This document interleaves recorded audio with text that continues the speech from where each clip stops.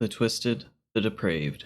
In a world without laws that's been plunged into darkness from humanity's gluttony, some people give up on morals and ethics and approach the world with the cruelest intentions. Like I teased in a previous video, this week we will be taking a look at the lore surrounding 8 of the nastiest serial killers of the Fallout universe. And what better way to start than with perhaps the most iconic knife-wielding maniac in Fallout, the Pintsized Slasher. The Pintsized Slasher. What was once thought to be a common myth to scare children into behaving became a reality for one Germantown family. The Pint-Sized Slasher, described as a child wearing a clown mask and wielding a toy knife, was said to appear from a doghouse at dusk to chase misbehaving kids. Was what was once the second best-selling Halloween costume in America, the Pint-Sized Slasher that is, real? Was this tiny terror a true threat to the children of America?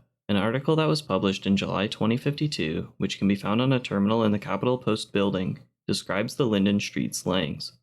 Pint-Sized Slasher, More Than a Myth? By Walter Streetbeat Monroe, Capitol Post staff writer. What American child alive hasn't heard the story of the Pint-Sized Slasher? That diminutive demon clown in a mask who stalks and slashes the innocent residents of supposedly safe suburbia. It's just one of the many folk stories parents use to scare their youngsters into behaving themselves. Or is it? According to Germantown Police Chief Joseph Field, the Pint-Sized Slasher may be more real than many people would like to admit.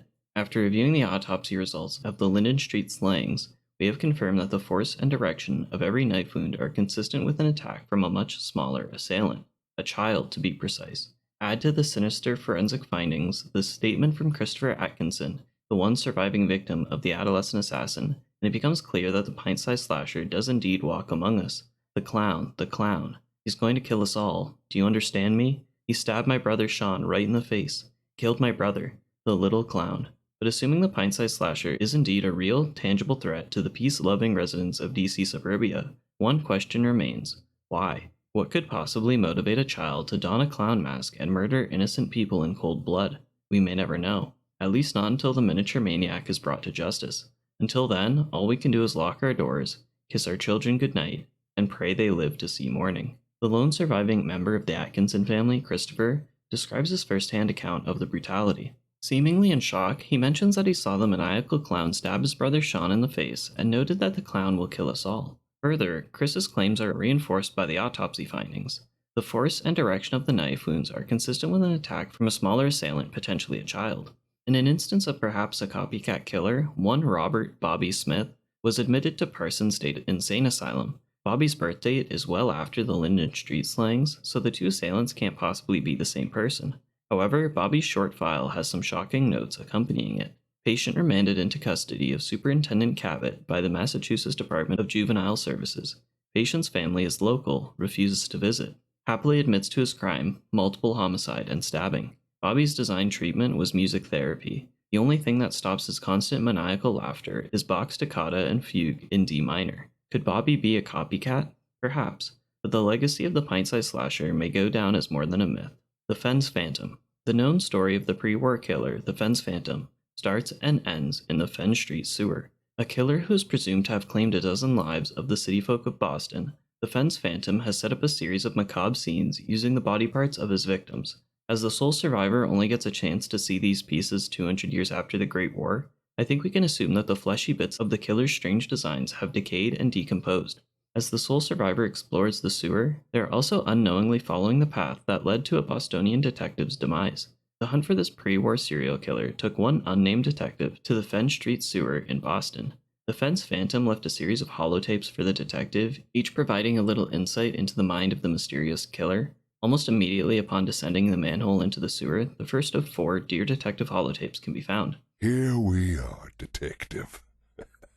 If you followed my instructions, you're alone. And well, if you aren't, I've already left. You better be alone. Well, come on in. I've put my work on display down here, and I'd very much like you to see it.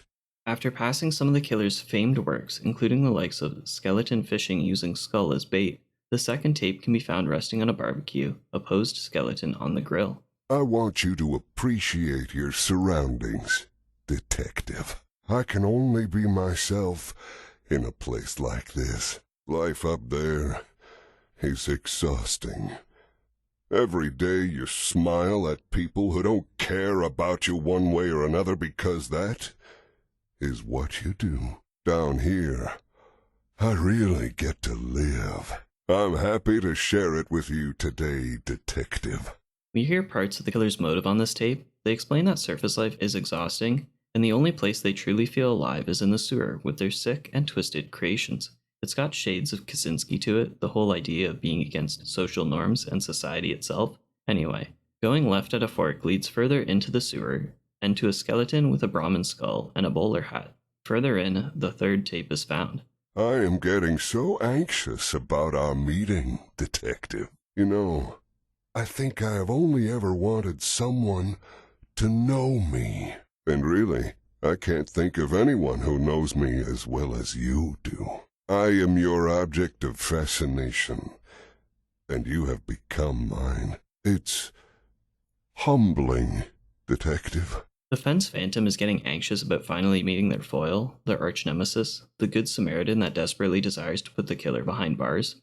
They explain that they are each other's objects of fascination, and no one really knows them like the detective does. The first room upon reaching the maintenance area has the fourth and final Dear Detective holotape. I didn't want to hurt you, Detective. I didn't want to hurt you. But you hurt me first. Now, I know you didn't mean those things you said, and I forgive you, Detective. It doesn't matter anymore. Now, you're here with me. And we have all the time in the world to get to know each other. It seems as though their final confrontation led to the worst outcome for the detective, now part of the Fens Phantom's fatal fanfare, the Nuka Killer. Another pre-war Boston serial killer is a guy whose alias is inspired by a soda company, the Nuka Killer. The three known victims, G. Gonzalez, Yavitz, and Wright, share two similarities when discovered. One, they were all found in severely water-damaged clothes, and two, placed in each of their eye sockets was a Nuka-Cola bottle cap, hence giving the killer their name. Each victim was discovered by separate authorities. G. Gonzalez was discovered by the Nahant Sheriff's Department, Yavitz by the East Boston Police Station, and Wright by the Coast Guard. It should be noted that all three locations have water in close proximity. The waterlogged clothes and locations may suggest that the victims were possibly drowned, then staged with bottle caps. It should be noted that FBI Officer Jeanette from the Serial Homicide Division was assigned to the case and requisitioned the evidence for Yavitz and Wright. However, Sheriff Taylor from the Nahant Sheriff's Department checked out Gonzalez's evidence for themselves, leaving a note that reads, "Possible Nuka Killer victim. Any new evidence to be brought directly to me. If anyone's going to put this SOB away, it's us." To me, it seems kind of suspicious that Sheriff Taylor's department would take a lead on the case when the FBI is already involved. I'm not too versed on crime proceedings and whatnot, but from the shows I've watched, shouldn't the FBI override a local sheriff's department? I don't know. I'm not sure. There's not a lot more info on the terminals, so maybe Sheriff Taylor and Officer Jeanette were working together. Can't say for certain. But anyway, that's the Nuka Killer for you, the Addingtons.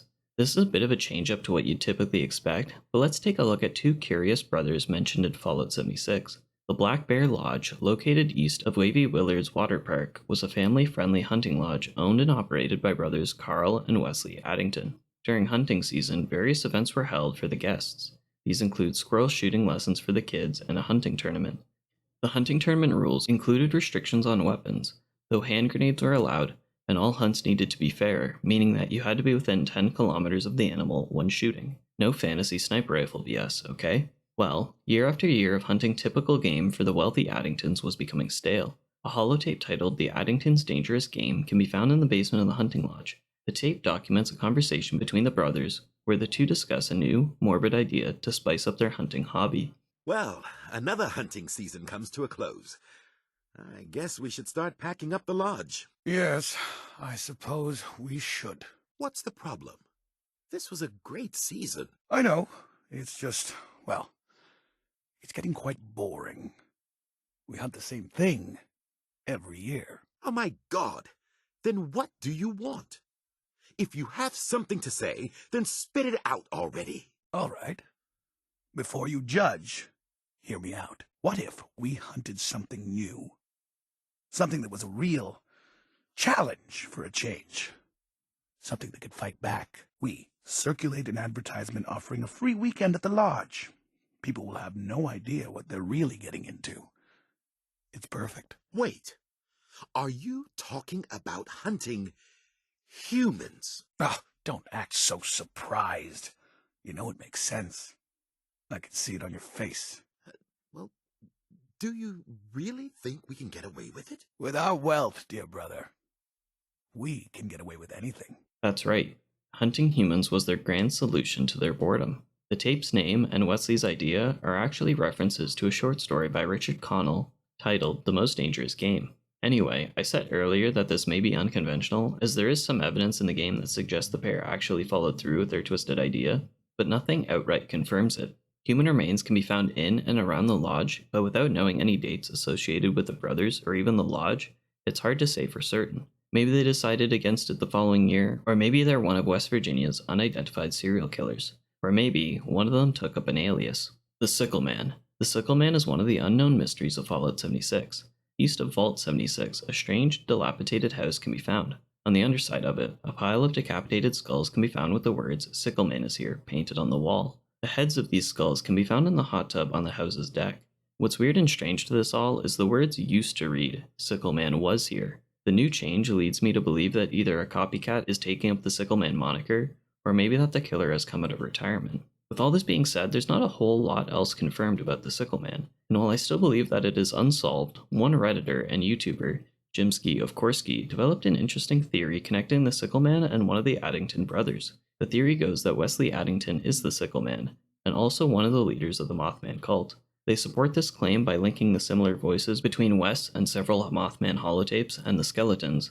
It's not a bad theory by any means, and I'll link the video and Reddit post of them explaining it, but it's all very circumstantial, and as a big proponent of Occam's razor myself, I believe that Wes Addington's holotape is just meant as a pop culture reference to the short story I mentioned before. It's just too conspiracy theory for me. And while I believe the Sickle Man in-game is still a mystery, the idea and inspiration behind the character actually comes from a story about following your dreams. A series of tweets were published by Fallout 76's lead artist Nate Perkipile on May 18th, 2021. The tweets shed some light on the Sickle Man. They read, so here it is, the truth about Sickle Man and why you should follow your dreams. Sickle Man was originally a series I wrote in 5th grade. My teacher was not too keen on this or the other series I wrote about monsters and ghosts. They made my parents come in because they were concerned about it. I stuck with it and ended up channeling that appreciation for monsters and other weird things into a career making games. So stick with it.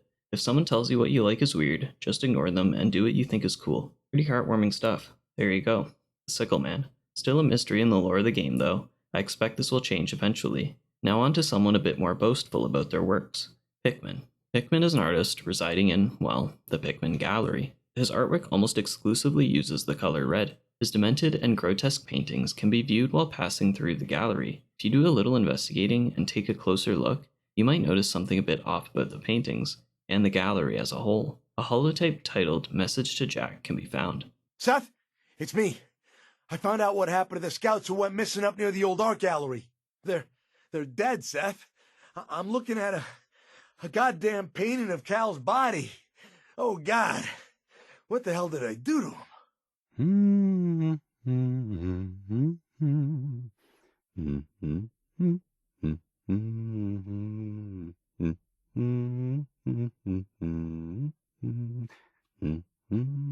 Who the hell is there? Admiring my collection? I'm afraid it's not complete yet.